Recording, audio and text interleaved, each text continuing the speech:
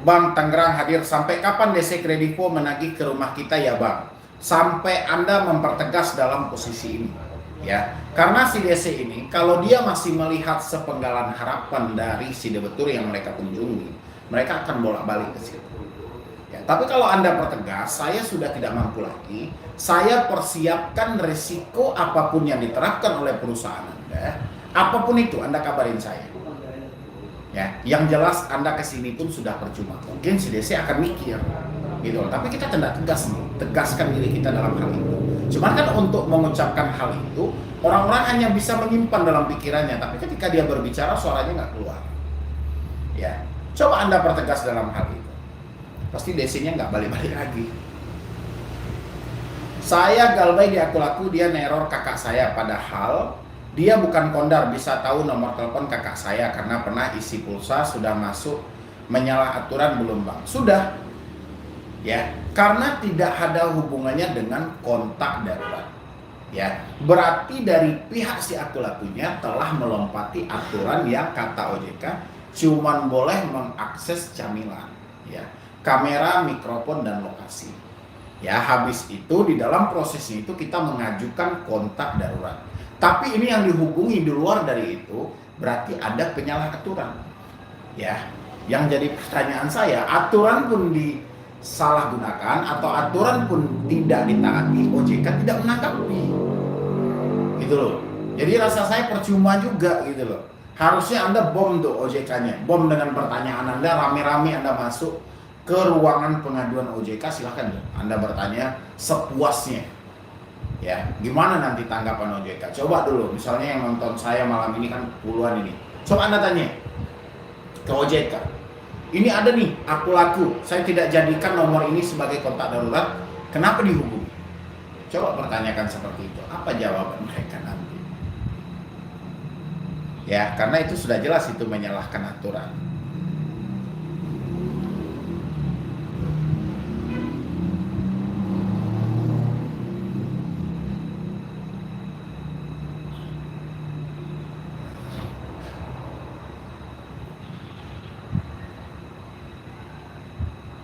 Oke.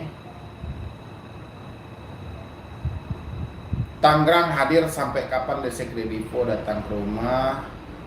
Pelaku neror kakak saya. Benar sekali Bang, saya sudah dihubungi langsung pihak Kredivonya juga. Nggak ada tanggapan. Terima kasih Bang Medi. Iya. Oke. Terus saya galbay di Aeon yang didaftarin di konter, saya ngambil HP itu berbunga. Terus Bang Medi aturan tanggal 1 ansuran lagi, itu gimana Bang? Harus kita bayar apa enggak Bang? Saya di WA terus. Oke. Kalau pertanyaannya soal bayar atau tidaknya satu hutang Anda yang lebih tahu gitu. Kenapa seperti itu? Kalau saya bilang di sini, bayar hutang Anda, selesaikan tanggung jawab Anda. Anda membilang di sana, saya nggak ada uang Bang Medi. Saya nggak cukup uang. Uang saya buat kebutuhan ini, uang saya buat ini. Jadi kembalikan ke kemampuan Anda. Kalau rasanya Anda mampu, bayarkan. Kalau Anda tidak mampu, ya sudah, abaikan. Gitu loh. Jadi kalau soal bayar atau tidaknya hutang itu, Anda yang lebih tahu jawabannya ya. Tapi DC yang rese dan tambeng itu Kredivo Bang. Bukan ngasih solusi, malah maksa bayar di tanggal dia tentuin. Oke. Kita nggak ada masalah, si DC memaksa kita. Misalnya Anda harus bayar di tanggal sekian. Ya, nggak ada masalah, itu kan inisiatif mereka. Karena mereka ditugaskan untuk menagih, ya kita terima aja insya Allah. Kalau memang kita muslim, kita jawab aja seperti itu. Kalau non muslim, jawablah versi Anda. Ya, saya akan usahakan. Ya, dia nggak terima, ya terserah mereka. Mereka tentuin tanggal itu, ya kalau kita ada uang kita bayar. Kan kalau nggak ada uang, ya gimana? Yang jelas resikonya cuma BI checking, nggak ada resiko di luar itu. Sekeras apapun DC yang disewa oleh pinjol, resikonya BI checking, daftar nama Anda akan masuk dalam kredit bermasalah. Nggak ada lagi, makanya gencar-gencarlah pihak dari pinjol ini menyedia jasa debt collector. Ya, kenapa? Karena ketidakmampuan mereka dalam memproses si debitur ini. Ya, kalau memang pasal perdata itu memang mengatur hak per individu dan dinyatakan semua debitur itu wajib bayar kepada pinjol, mungkin itu aja yang mereka ambil. Ya. Tapi karena pasal perdata itu akan memutuskan keadilan di tengah keseimbangan, sehingga si pihak kreditur ini merasa ketidakpuasan, sehingga dia sewalah jasa penagih hutang. Ya, makanya hukum-hukum perdata itu masih lemah, dan pinjol itu tahu kok, dia proses orang ke sini palingan juga ngabis-ngabisin uang. Berapa sewa pengacara, berapa uang pendaftaran yang harus dikeluarkan. Mendingan dia sewa nih debt collector. Debt collector otaknya nggak ada kan, cuma separuh dari manusia normal gitu loh. Ya, terkadang seperempat dari manusia normal. Dia dapat gaji 2 juta aja udah senang dia gitu loh. Makanya keenakan si pihak pinjol ini, kita cari aja nih pihak ketiga dari hal ini untuk menagih, kita kasih aja. Mereka dapat segini, kita kasih nanti. Ya, dan itulah yang menjadi kebanggaan dari si debt collector ini gitu. Ya, padahal dia di ujung tombak itu. Tidak ada tanggung jawab penuh kalau terjadi pergesekan fisik di lapangan. Ya, tidak ada jaminan keselamatan mereka dari perusahaan gitu. Ya, yang ada itu jaminan kesehatan. Makanya mereka itu teliti dan hati-hati banget. Dan dia akan menekan orang itu kalau mampu untuk mereka tekan. Kalau nggak mampu, mereka nggak berani berunding. Ya, jadi biar teman-teman paham. Jadi jangan kita anggap, wah ini debt collector datang ke rumah, sesuatu yang mengerikan. Tidak. Ini debt collector didatangkan ke rumah saya, ini sesuatu yang menakutkan. Tidak. Ya, itu tergantung dari cara kita menyikapi dan dari segi mana kita menanggapi hal itu. Ya, kalau memang debt collector itu bermental baja, berani, apa salahnya mereka pajang foto mereka sendiri? Kenapa harus menggunakan foto-foto yang bukan diri mereka? Ya, saya lanjut ya, bisa nih ya. Yang penting yang baru bergabung pertanyaannya seputaran Aku Laku dan Kredivo, karena tema kita malam ini cuma itu gitu loh ya. Jadi insya Allah esok harinya kita naikin dengan pinjol lainnya 2 lagi, pinjol lainnya 2 lagi, biar puas semuanya. Jadi kalau saya Galbay Aku Laku DC mau datang, kalau DC datang bisa nggak sih kita ajuin cicilan 200.000 per bulan dan nanti bunganya berjalan? Nggak ya bang, Anda mengajukan cicilan bisa aja. Kalau soal menghentikan bunga itu kita harus negosiasi. Ya, saran saya, kalau memang sejak awal tidak ada peraturan atau aturan dari perjanjian itu yang mengajarkan kita dengan sistem cicil, saya rasa nggak perlu kita nego untuk cicil. Cukup nego pokok yang kita terima dan janjikan kapan Anda bisa. Ya, kalau Anda belum bisa menjanjikan kapan pastinya, silahkan diusahakan.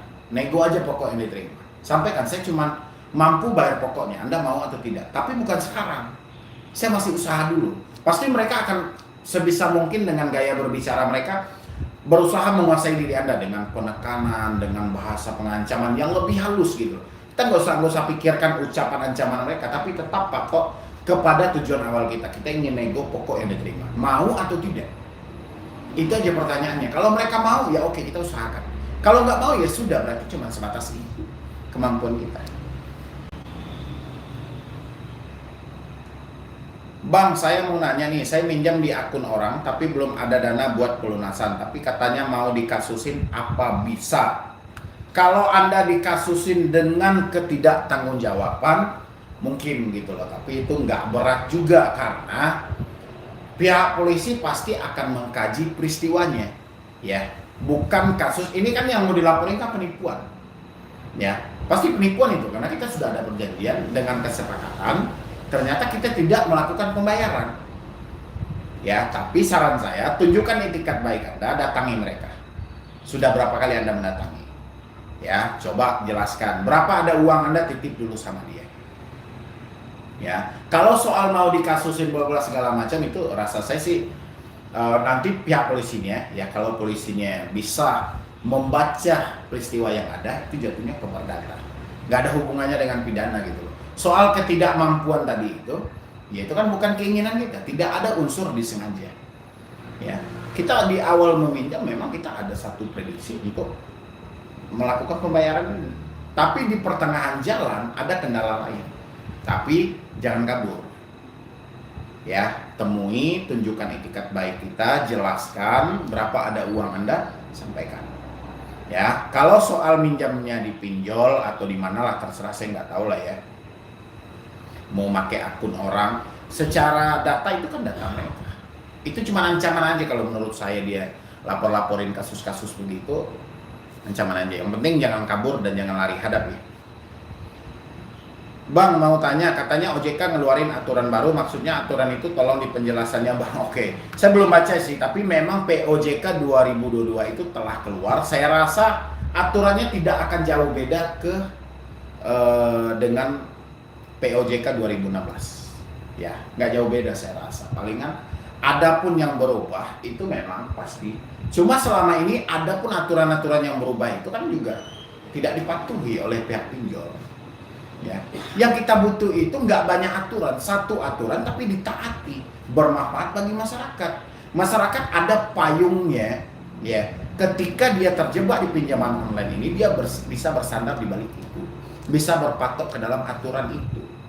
Ya, tapi kalau aturan hanya sebatas aturan dibentuk OJK, sebatas formalitas yang ada, kayak yang biasa-biasa, percuma ya. Ya, tapi untuk video selanjutnya saya akan pelajari. Bang Medi, saya Galbay aku laku tagihan pulsa sampai 8 juta. Kira-kira bunganya untuk 1 bulannya berapa ya Bang? Itu lebih tepatnya mereka lah yang lebih tahu. Ya, kalau sesuai aturan OJK itu 0,4%.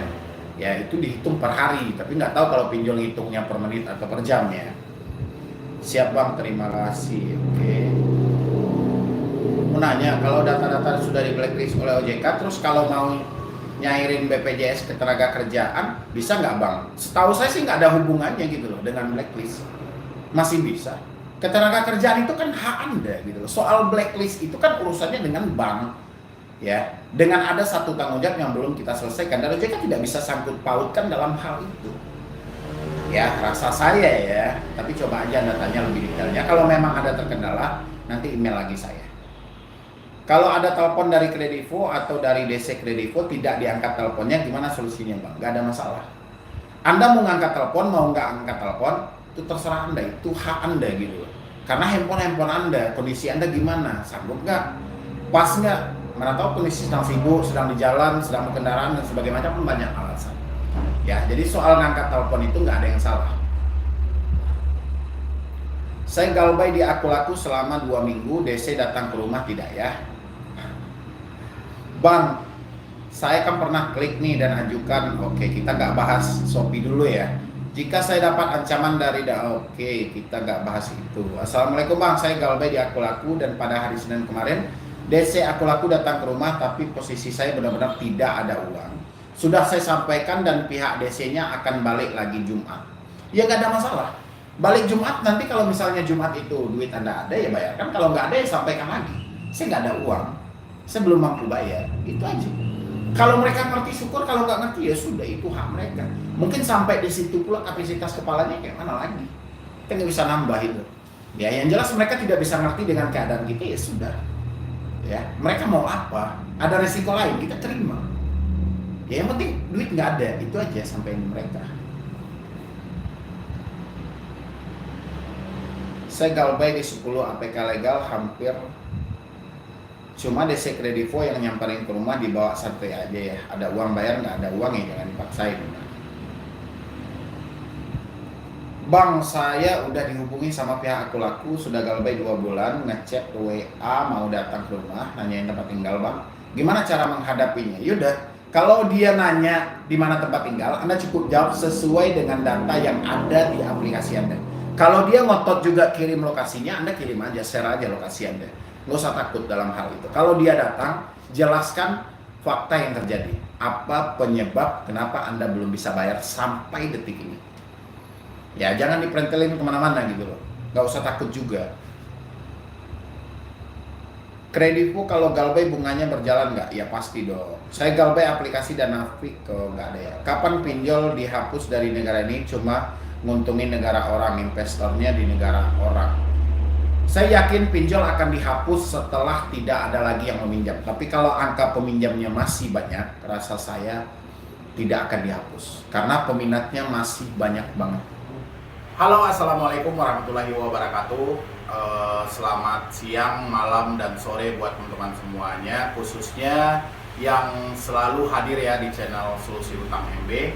Dan hari ini saya mau menyampaikan buat teman-teman semuanya, khususnya yang gagal bayar pinjol, telat bayar pinjol. Kebetulan nih Solusi Utang sudah difasilitasi oleh YouTube, di mana kita ada grup WhatsApp. Jadi teman-teman semua itu tinggal bergabung aja, tinggal klik tombol gabung yang ada di bawah nama channel atau di deskripsi.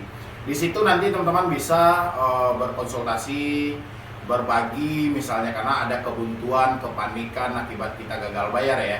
Jadi saya tunggu buat teman-teman semuanya, daripada kepanikan terus terjadi, kesetresan terus terjadi. Mudah-mudahan dengan adanya grup WhatsApp ini mengurangi sedikit beban teman-teman semuanya ya. Jadi saya tunggu teman-teman semuanya.